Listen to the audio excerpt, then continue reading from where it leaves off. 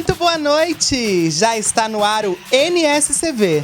Hoje com um convidado mais que especial que vai mostrar pra gente, vai partilhar pra gente suas histórias, as suas vivências, as suas viagens na nossa sala virtual do NSCV. Antes de receber o nosso convidado, já vai dando logo uma sarrada nesse like e se inscreva se ainda não for inscrito, arrasou? Começa agora a sala de visita virtual, aqui no NSCV. Sarrou!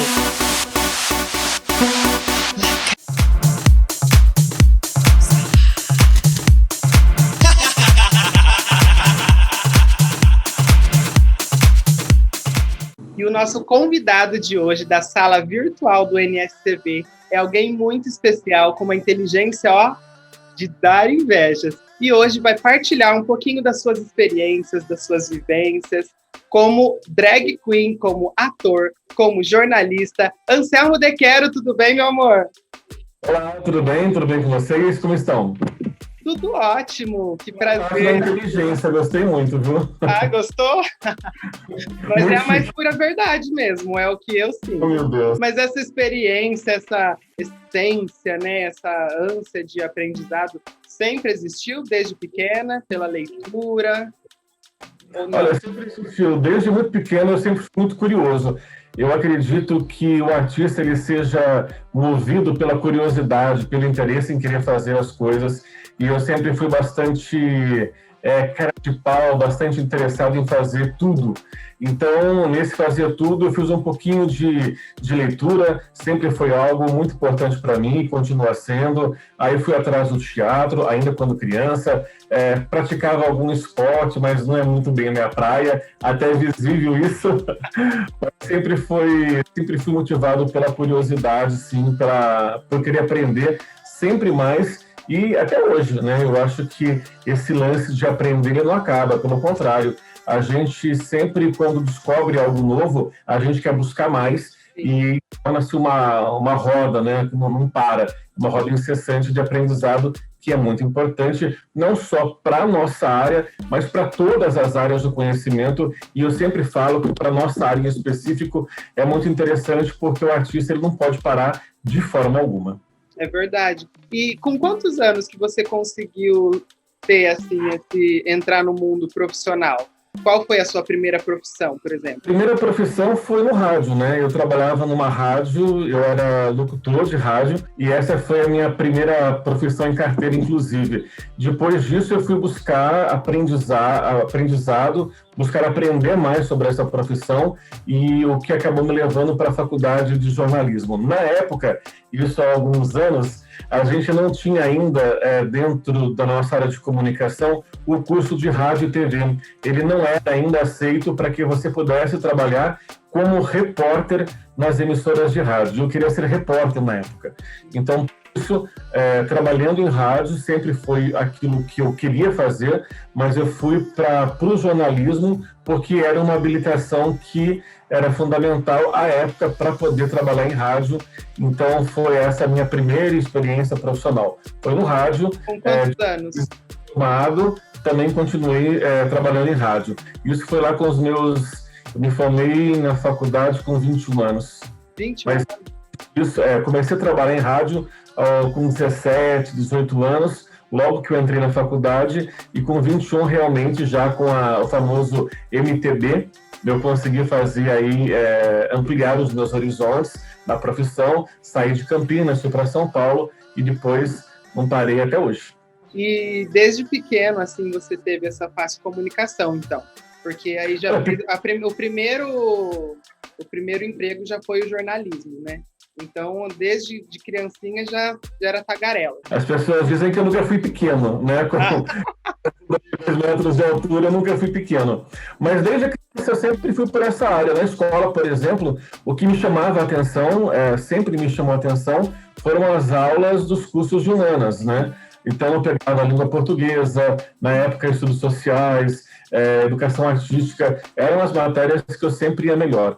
E, em contrapartida, nunca fui tão bem em matemática, ciências e nessas matérias correlatas. Mas eu sempre fui atirado, eu sempre queria fazer coisas. E a escola foi como o próprio nome diz, uma grande escola neste sentido, de poder também me oferecer uma forma de chegar àquilo que eu entendia na época como sendo importante, chegar a um curso de teatro. Então foi por meio da escola, o teatro feito na escola, que eu fui procurar aprender e fazer mais dentro dessa área que eu não parei até agora.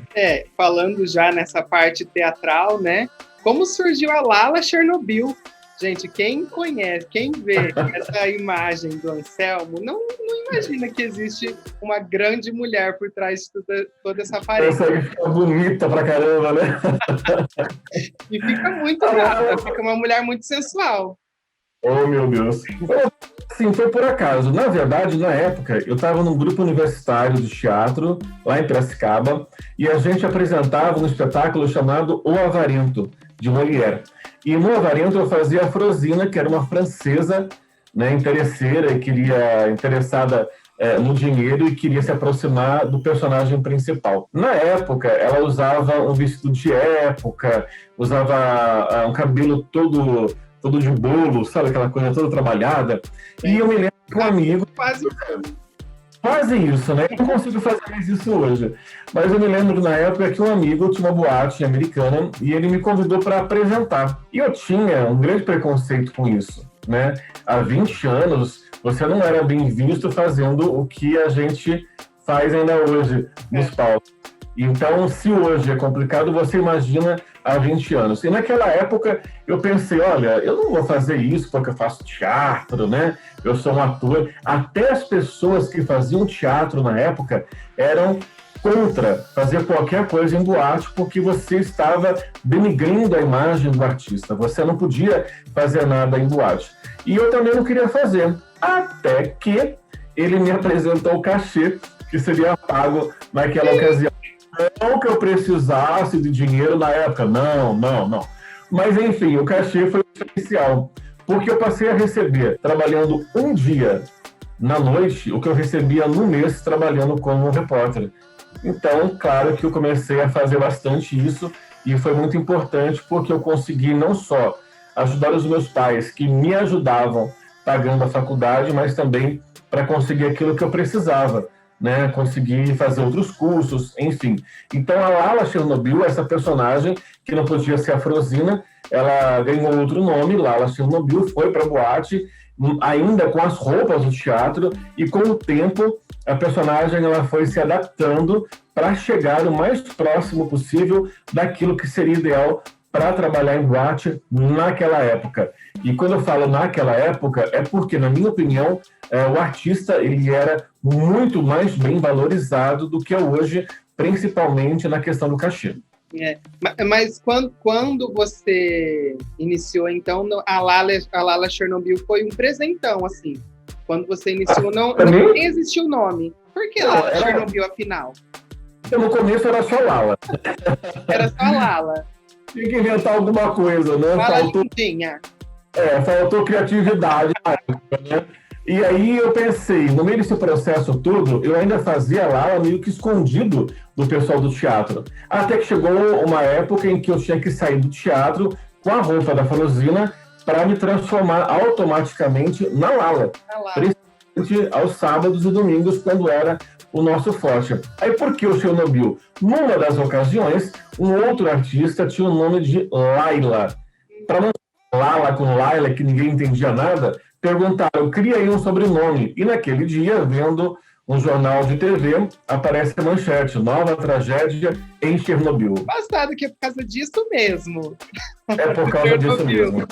Por causa disso mesmo. Aí eu falei, vamos, põe lá o Chernobyl só para a gente começar a brincar para ver se dá certo. Mas eu vou mudar esse nome. E isso está durando até hoje. Né? 20 anos. Por aí. Mas... Um pouquinho... Não, só de Lala tem mais de 20 anos. Tem mais de 20 anos. Nossa, passada. E como você conseguiu ver que a Lala combinava com o humor? Tipo, não quis ser uma drag... Porque na época já existia, né? Bate-cabelos, já existia. Não era com esse nome, bate-cabelo, mas tinha uma... Era algo parecido. Meio parecido assim. Mas naquela época ficava estranho uma pessoa com o meu tamanho, quase 2 metros de altura, queria parecer bonitinha, queria parecer menininha, né? Salto 2,10. Pois é, não dá certo, né? E eu me lembro que nessa época não combinava. Eu pensava, já existem muitas drags que são muito bonitas. Era uma concorrência a mais para mim e eu não tinha como alcançar. E como a personagem Frosina, lá do espetáculo, ela era uma personagem cômica e eu acabava usando a mesma roupa para fazer boate, eu peguei esse viés e acabou dando certo, né? Eu pensei em time que se ganha, não se mexe, e eu vou continuar fazendo essa linha, e foi o que me garantiu a sobrevivência durante bons anos aí, trabalhando em casas noturnas, especificamente em Americana, na antiga Fênix, do Heitor e do Mauro, e também lá em Rio Claro, na Venus Club, que foi a boate do Francisco Lopes, que é um grande amigo, aliás, todos grandes amigos, que me ajudaram bastante nessa época. E deu certo a receita. Na época, as caricatas eram em menor número, se comparadas às que faziam a linha Top Drag. Então, para nós, foi muito importante. Acabou dando certo e vamos embora. Falar embora, ficar, vamos embora, vamos ficar. A Lala ficou e arrasa. Para quem não sabe, né, a Lala é a voz do Drag Queen musical, né? Ela faz toda a narração da peça, que inclusive logo esperamos que volte, né, logo, e também faz a parte do stand-up. Mas agora eu quero entrar numa outra parte, que é, você já morou fora do Brasil, né? Com todos esses trabalhos aqui no Brasil, o que te influenciou a ir embora e ficar mesmo lá para fora? Você morou em qual país, aliás? Eu morei na Irlanda e Estados Unidos. Mas ela foi um grande impulsionador disso, né? Porque a Lala Chernobyl foi quem me deu condições para que eu pudesse viajar. Então, em princípio, eu queria aprender inglês e melhorar o inglês. E na época, o auge da época era morar na Europa, especificamente em Dublin. E eu nem sabia onde ficava isso, para ser bem sincero. Mas eu pensei, a oportunidade é verdade, eu não sabia. Eu falei, bom, apareceu a oportunidade, tudo deu certo, sabe? E quando a pessoa me ligou e disse, olha, tem uma vaga de um curso bacana lá em Dublin, você não quer? Eu falei, claro que sim! Olha, mas eu acho em 10 dias. Eu pensei, nossa, 10 dias eu vou para Dublin, né? Até que caiu a ficha de onde ficava Dublin. Do outro lado do mundo. Pois é, eu fui com a cara e coragem, mas isso foi graças também a Lala Chernobyl, porque, como eu disse, foi quem realmente ajudou na época a viajar. Fui para Dublin, fiquei lá por 1 ano e 4 meses. Nesse período eu consegui aprender muita coisa e conhecer também a cultura local, que é maravilhosa. O Temple Bar, para quem já foi, já conhece, que é uma área ali de Dublin, da região central, onde existem muitas manifestações artístico-culturais. Depois disso, voltei para o Brasil, fui morar em São Paulo, trabalhando em São Paulo, não só como drag, mas também como jornalista. Trabalhei e morei em São Paulo durante 5 anos, até ir para os Estados Unidos. Nossa, gente, que pessoa que não para! É quase fatigando. Fogo na roupa. Aí eu fui para os Estados Unidos, fiquei mais 4 anos, e lá eu pude aprender também outras coisas, trabalhando na maior parte do tempo como jornalista, mas eu pude aprender outras coisas que foram essenciais aí para minha carreira e que eu trago até hoje como sendo não só fundamentais, mas necessárias à elaboração de tudo que eu faço, tanto na parte artística quanto na parte de comunicação. Muito legal. E você arrasa, né, em tudo que você faz. Eu, particularmente, sou tiete do seu trabalho. Você acha que, morando no Brasil, você acha que as oportunidades mudam? Que lá é uma oportunidade muito maior do que aqui, por exemplo? Olha, eu penso que a oportunidade, ela... A gente faz. Deve partir da gente mesmo, sabe? Se você é uma pessoa preguiçosa aqui no Brasil, você vai continuar sendo preguiçosa lá fora do país. Então, se você tem essa predisposição em querer trabalhar, aprender, você vai conseguir em qualquer lugar que você estiver. Claro que lá no exterior há um diferencial básico que é em relação ao dinheiro. Você ganha mais. Mas você também, para ganhar mais, trabalha mais. Aí as pessoas me diziam, você juntou muito dinheiro? E eu sempre respondi, olha, o dinheiro que eu fiz foi para que eu pudesse estudar lá fora e viajar, porque eu conheci pessoas que moravam lá fora durante anos e que não conheciam a rua de cima de casa. Para mim também isso não é vantagem nenhuma. Então, claro, se onde você está também, né? se você tiver essa disposição, você vai fazer acontecer em qualquer lugar, mas a única diferença é o dinheiro mesmo. Qual foi o lugar mais gostoso, assim, que você gostou de trabalhar, ou de viajar, ou de passear? O lugar mais incrível que você citaria? E agora, hein? Eu acho que eu tive a oportunidade de viajar bastante fora do país e quase nada no Brasil, infelizmente. Porque eu sempre acho que no Brasil é mais caro, né? Pior que é verdade. Pois é. Eu viajei para lugares tão bacanas assim, e o que me chamou a atenção, por exemplo, foi Estados Unidos. Né? Você conhecer os locais que são tão comuns dos filmes. O Grand Canyon, você conhecer a Quinta Avenida, você conhecer o Village, né, onde aconteceu toda aquela revolução do movimento LGBTQI+, hoje. Na Europa, Dublin é fantástico, Paris é encantador. Eu gostei muito mais de Lyon do que de Paris, mas Paris ainda é encantador por tudo que oferece. Itália, Roma foi um lugar para mim muito especial, porque eu sempre tive a curiosidade de conhecer o Coliseu, e quando eu estive lá foi, assim, para mim muito, muito importante, principalmente também por conhecer parte do Vaticano, que é uma cultura que me atrai pela cultura da arte sacra, não pela religião católica, mas a arte sacra é uma coisa que me chama muito a atenção até hoje. E no México, quando eu fui para Cancún, eu tive a oportunidade de conhecer as ruínas maias lá, as pirâmides, e isso para mim foi muito bacana. Mas eu sempre falo que o mais legal de se poder viajar é poder conhecer a cultura, seja ela qual for. Né? É muito triste quando as pessoas dizem: eu fui para tal lugar e não tinha nada de interessante naquele lugar. Não tinha nada de interessante. Todo lugar tem algo interessante, né? Todo lugar tem, então você tem que buscar isso, você tem que trazer isso para você. E claro, o que for ruim você deixa de lado, mas aquilo que foi bom, você traz, e aquilo acaba somando de alguma forma em tudo que você faz. Então, sempre que eu viajo, que eu posso viajar, eu sempre procuro aprender e trazer para minha vivência artístico-cultural alguma coisa dos lugares por onde eu passei. Muito legal. E você moraria fora do país de novo, por exemplo? Sim! Onde você gostaria de morar agora? Olha, Roma é um lugar que mexeu bastante comigo. Você já foi montada para Roma? Não. Imagina de freira? Nossa, eu fico imaginando. A irmã Bethany arrasando no Coliseu. A irmã Bethany, que foi um personagem tão forte, ela faria muito sucesso lá no Vaticano. Quando eu fui para o Vaticano, fui conhecer o Museu do Vaticano, a Capela Sistina, aquela história toda, eu me deparei com muitas freiras, né? E muitas freiras que pareciam a irmã Bethany. A irmã Bethany faria o maior sucesso aqui, porque ela tem muitas irmãs realmente que são da mesma ordem religiosa do que ela. Mas ela com certeza casaria bastante lá em Roma, no Vaticano. Mas montar eu nunca fui, não. Ainda... Não, eu quero ver esse dia.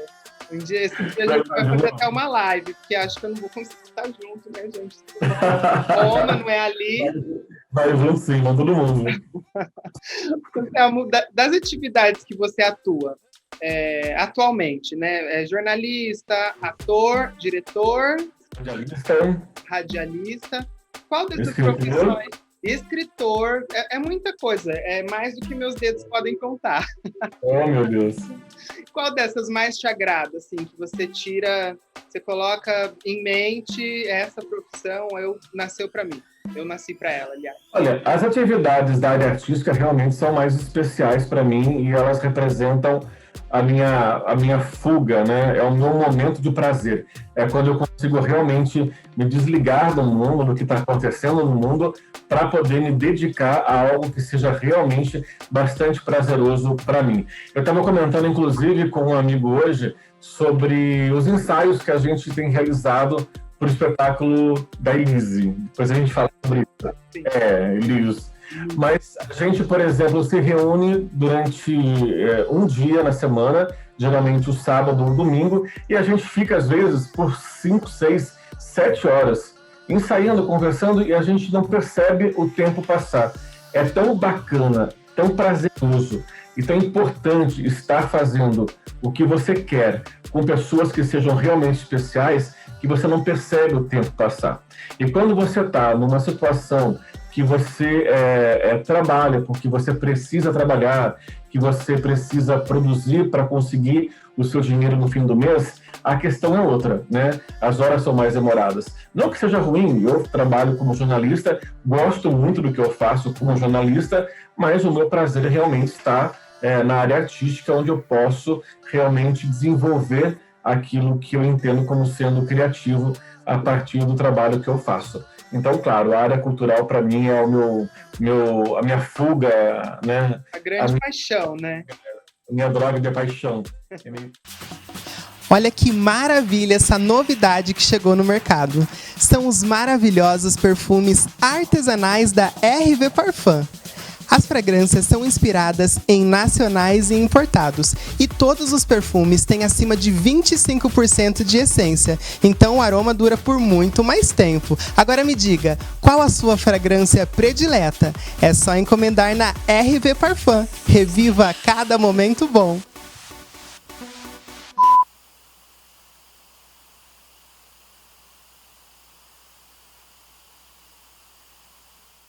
Se fosse para você escolher o Anselmo ator ou o Anselmo diretor, qual você escolheria? O ator, né? É mais simpático. O ator é mais simpático? O ator é mais simpático, o diretor tem uma outra responsabilidade, pega no pé, mas eu acho que o Anselmo ator é mais bacana. É, bem isso. Mas o ator é mais legal, né? Uma coisa mais gostosa de se fazer.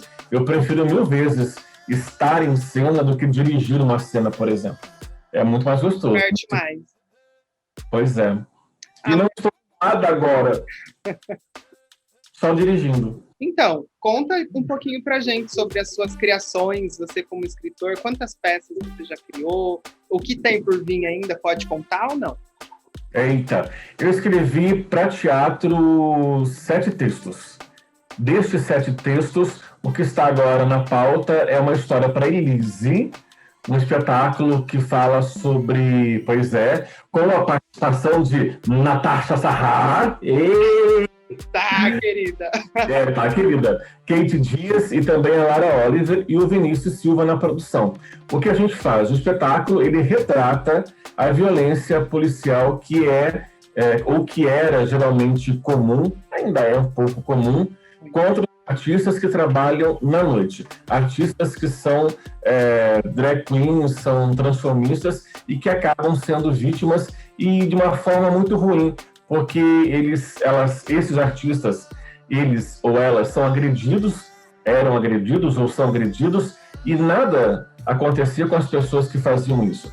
Então o espetáculo tem esse viés, mostrar um pouco do que acontece nos bastidores de uma casa noturna. É também a oportunidade de muitas pessoas conhecerem o trabalho de transformistas e de drag queens, porque muita gente não tem acesso, talvez não queira, às boates LGBTs que fazem apresentação de transformistas, de drag queens. E hoje em dia, aliás, a gente nem tem muito mais aqui no interior isso, né?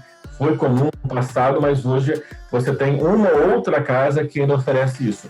Então, é a oportunidade das pessoas conhecerem a realidade, a partir do meu ponto de vista, destes artistas à noite, e também a oportunidade para poderem conhecer um pouco o trabalho, o que é uma drag queen, o que é um transformista, que você, inclusive, vai fazer uma participação como Albertina. Albertina, foi um presente, né? Albertina foi algo que me encantou, assim, porque eu nunca fiz drama. Na verdade, eu já fiz coisinhas assim no teatro, mas nada muito grande, né? Assim, fora o drag queen musical, que tem partes de música e de dança. Isso, né? Enfim. Mas eu acho que a Albertina, na verdade, uma história para Elise, né? Vai vir com tudo nessa nova roupagem, né? Que já é um texto de 2016, agora está sendo trabalhado para ter algumas mudanças. E também tem uma personagem nova, né? Que sou eu. A mudança foi necessária, mas eu estou muito contente com o resultado, porque a gente está conseguindo avançar e de uma forma bastante natural, né? Sem forçar nada. E o elenco, o compromisso do elenco também é uma coisa que é importante a gente sempre destacar. Ninguém faz nada sozinho, nem o diretor. Então, quando o elenco está compromissado, fica muito mais fácil.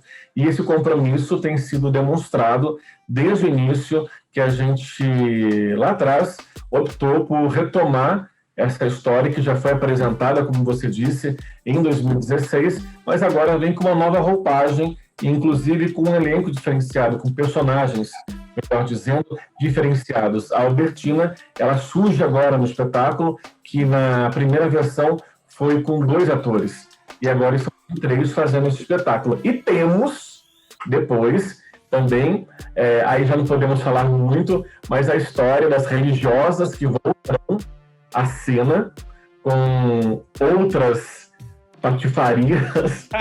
Eu acho que super merece, porque é algo que eu sou tiete, eu já tive o prazer de participar, né, fazer um show em uma das peças, e sucesso sempre. Eu espero que volte mesmo e para arrasar muito melhor, com mais vigor agora com essa pandemia, né, as pessoas vão ter um pouco mais de vontade de ir ao teatro, eu acho, né. E como personagem a mais também, né? Vai ter uma personagem a mais. Seremos 4 agora. E tem outro projeto, que aí você perguntou sobre escrita, que a gente estava trabalhando no início do ano, que é Os Doidivanas. Por favor, acompanhe pelas principais plataformas de podcasts do país, Spotify, Apple Podcast, tá tudo lá. Esse humorístico é o primeiro humorístico que a gente fez em áudio. A ideia inicial era fazer Os Doidivanas para o teatro, mas aí veio a pandemia e tudo teve que ser mudado.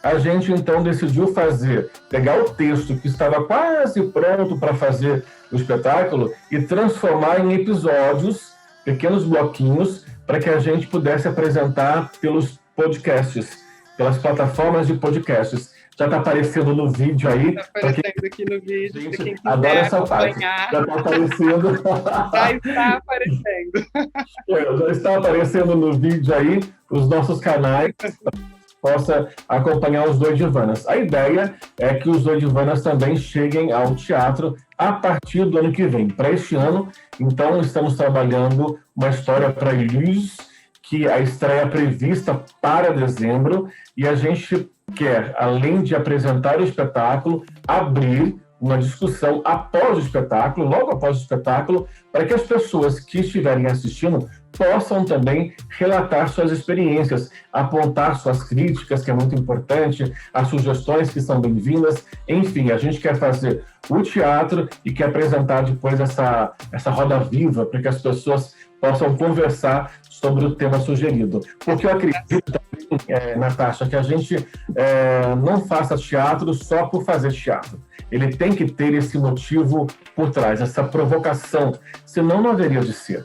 Então, o teatro tem esse propósito de provocar para que as pessoas também possam demonstrar aquilo que estão sentindo naquele momento. E a expectativa, é claro, é de que as pessoas possam participar, apontar, como eu disse, críticas, sugestões, e que possam contribuir para que o projeto cresça cada vez mais. Sim, e vai crescer muito, e estamos aí. Para mim está sendo um prazer trabalhar com você. Agora, eu não conhecia muito o seu lado diretor, né? Eu conhecia mais o seu lado Lala, Chernobyl, seu lado ator, mas eu estou adorando também trabalhar nesse projeto e vamos lá para cima. Vamos fazer show internacional com o Super Farinha, meu amor. Mas é legal, é uma história muito bacana e eu acredito que muita gente acaba, depois do espetáculo, se identificando em algum momento ali do texto.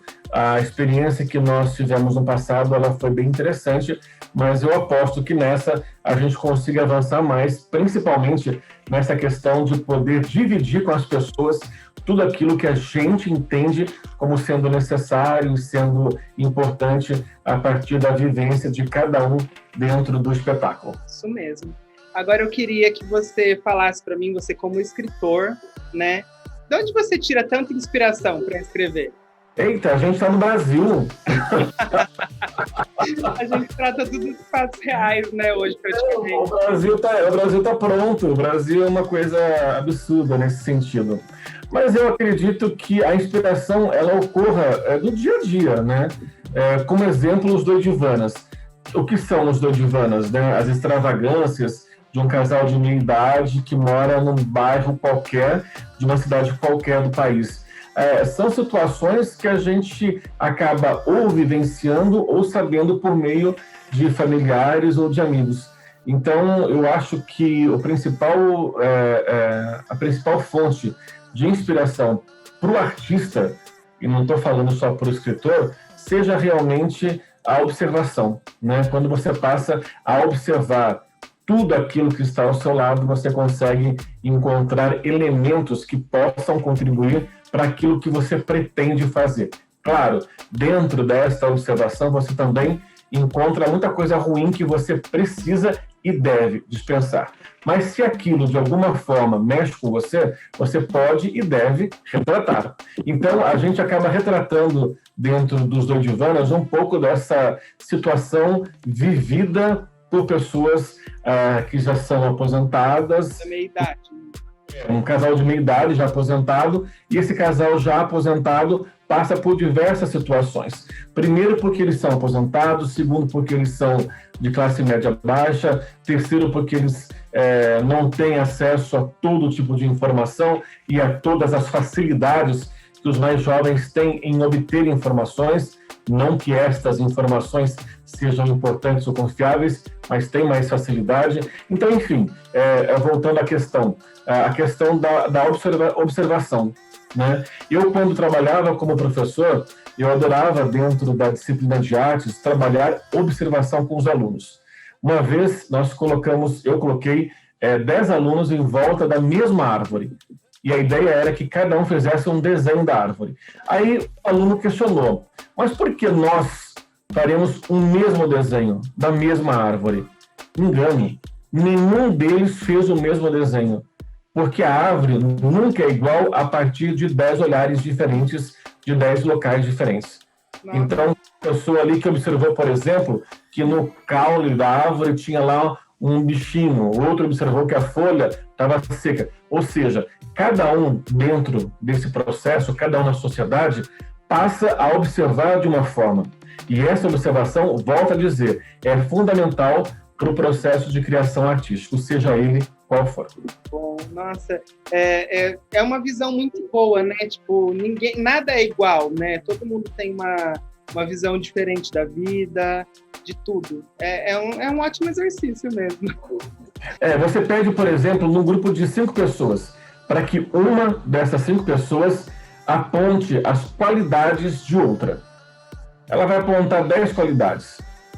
Pergunte para a mesma pessoa, aponte agora os defeitos. Vai apontar 50. Então, ou será que nós somos já meio predestinados a sempre guardar aquilo que não seja educado falar, né? Então você tem que tomar cuidado, porque a observação, ela existe e ela é fundamental. Você precisa estar atento a tudo que ocorre à sua volta, né? E esse campo de visão, às vezes, é muito limitado. E para nós que somos da área artística, a gente precisa ter esse campo de visão um pouco mais aberto para a gente poder chegar onde o olhar comum às vezes não chega. E é esse olhar ampliado das coisas que a gente acaba levando para o palco, para os livros, para a música. Isso é que faz a diferença, pelo menos na minha opinião. Muito legal. Eu queria, o papo está muito legal, mas para a gente ir finalizando, aprendemos bastante com você hoje, mas eu queria que você deixasse um pouquinho mais do conhecimento para aquelas pessoas que sempre quiseram entrar no teatro, fazer parte desse meio da arte. Qual a opinião que você tem para essas pessoas e qual a lição, né, que você gostaria de passar para elas? Olha, o trabalho artístico ele exige muita dedicação. Ao contrário do que muita gente pensa, não é só chegar no dia da apresentação e subir no palco. O que vem por trás, ele é muito intenso e muito trabalhoso. Não que seja difícil, mas é intenso e trabalhoso. Você precisa, como em qualquer profissão, se dedicar. E esta é uma grande falha que eu percebo nos novos artistas que chegam. Eles já querem apresentar, chegam para o teatro hoje e querem apresentar amanhã. Eles esquecem que tem um trabalho por trás disso. Você mesma, Natasha, é testemunha da dedicação que é necessária para você conseguir chegar próximo daquilo que a gente entende como sendo ideal. Então, se você quer entrar para a área artística, lembre-se, é um trabalho. E como trabalho, você precisa se dedicar e estudar. São duas coisas que elas andam juntas, como disse, em todas as profissões. Então, tenha em mente isso. Ah, mas teatro não dá dinheiro, fazer show não dá dinheiro. Pense que antes do dinheiro você precisa ser feliz. Porque com dinheiro você pode não ser feliz. Então, seja feliz, faça aquilo que te dá prazer. E fazendo aquilo que te dá prazer, com certeza você vai conseguir chegar àquilo que te supre na questão financeira. É um caminho que eu acredito que seja comum em tudo, mas na arte também é por aí. Faça com prazer, com dedicação, que você vai conseguir, lá na frente, encontrar uma forma de ganhar dinheiro e seguir adiante pela vida. Perfeito. Ai, obrigado, Anselmo. Nossa, muito obrigado por ceder seu tempo, vir aqui conversar com a gente. Faz tempo já que eu queria ter esse papo com você. O Anselmo já participou, gente, do NSCV lá em 2016, né? Lá atrás. Foi. E como irmã Bethany mesmo, eu quero também convidar todo mundo para amanhã, que é toda quinta-feira, às 20 horas, tem Os Doidivanas nas plataformas digitais. Eu sempre escuto pelo Spotify, tá? Mas tem várias plataformas. Apple, Breaker. Tem muito. Tem muito. Vou deixar tudo na descrição aqui. Já está aparecendo também, para quem quiser, aqui embaixo e no card. Arrasou? Anselmo, muito obrigado. Obrigado pelo carinho, foi um prazer estar com você. Adoro o seu programa, quero que cresça muito. É uma iniciativa importante e que seja de vida longa. Muito obrigado de coração por todo o carinho e atenção dispensados. Eu que agradeço. Obrigado. Beijão para você. O NSCV de hoje vai chegando ao fim, mas deixa aí nos comentários qual a parte do nosso programa de hoje vocês mais gostaram, arrasou? Não se esqueçam também de se inscrever se ainda não for inscrito. Se é a sua primeira vez aqui no canal, se inscreva, ative as notificações para ficar por dentro de tudo. Me siga também lá no Instagram, @NatashaSahar. Não se esqueça também que amanhã, às 8 da noite, toda quinta-feira, às 8 da noite, tem Os Doidivanas, arrasou? Fique agora com um gostinho do programa da semana que vem. Beijo! Nessa situação, toma vacilão, tô com meu copo na mão. De mim tu já perdeste teu... E hoje o papo é com ele, que arrasa nas picapes e não teve medo de mostrar a sua verdadeira face pro mundo. O DJ Cris Negrini. É a experiência, então eu espero que a minha história seja algo muito bom para você, porque é muito importante a gente ver experiências de outras pessoas trans. Ninguém constrói a sua vida a não ser você mesmo.